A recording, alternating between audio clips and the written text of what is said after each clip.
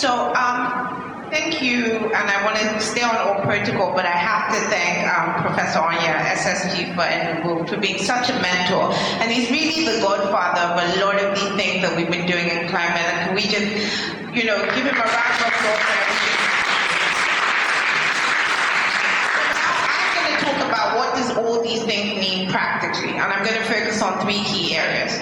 The first one is Mission 300. For those that don't know, Mission 300 is the World Bank and the African Development Bank's initiative to make sure 300 million Africans get access to energy by 2030. This is vital because without energy, there's no dignified life, there's no transition, there's no climate. It's particularly exciting for me because it includes clean cooking. And for many of us on the continent, clean cooking is the 5th largest cause of death of an African woman. So this myth that women cooking under, they want to cook under an open fire is really a myth. And unfortunately, because women are cooking for their children, they are dying inside. And this is something we also have to tackle. I'm very proud that as the UN System and Sustainable Energy for we're the secretariat of this program. And it's really to a lot of us, especially us Africans, to determine how the program is going to succeed. Nigeria, unfortunately, has the largest energy access deficit in the world. It used to be India, but it's now Nigeria. And that is not because progress has not been made. It means that we're just basically having many babies as we go along. So when people are connected, 2 babies are born, and it looks like progress is not happening, but it is. It's also the largest decentralized energy market in the country. There's currently a $750 million DARES program, which is decentralized renewable program being administered in the REA, which is what is driving the private sector. I'm very proud to say that today we have about 140 companies that are Nigerian owned doing renewable energy. And one of my mandates is to try and see how do they participate in other African countries. So look at how Nigeria can offer things outside the continent instead of looking just at ourselves as a silo. The other important part of Mission 300 is that this is going to be the largest amount of concessional financing we're going to see coming into the continent.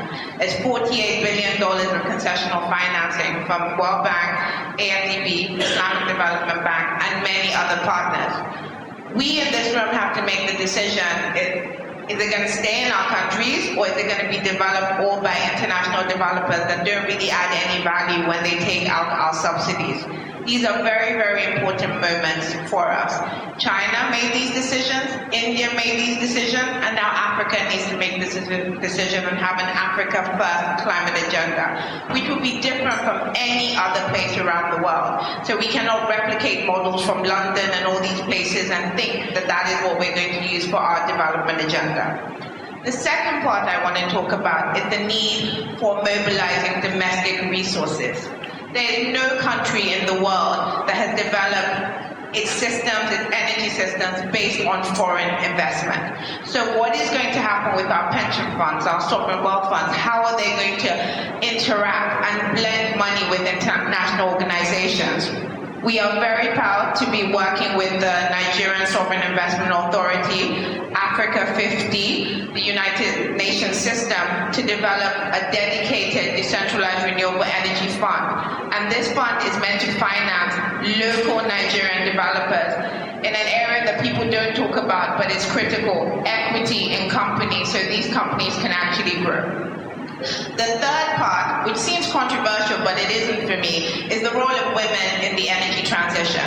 History has shown us that without women, there really is no transition. So instead of looking at women as beneficiaries of clean energy, they have to be a firm part of developing clean energy technologies. They have to be a firm part of how you develop your projects. I was very privileged in a previous life to head the federal agency called the Rural Electrification Agency. And I remember that it was policies I put in place to make sure that there were women-owned businesses. It's why we now have so many women-owned renewable businesses.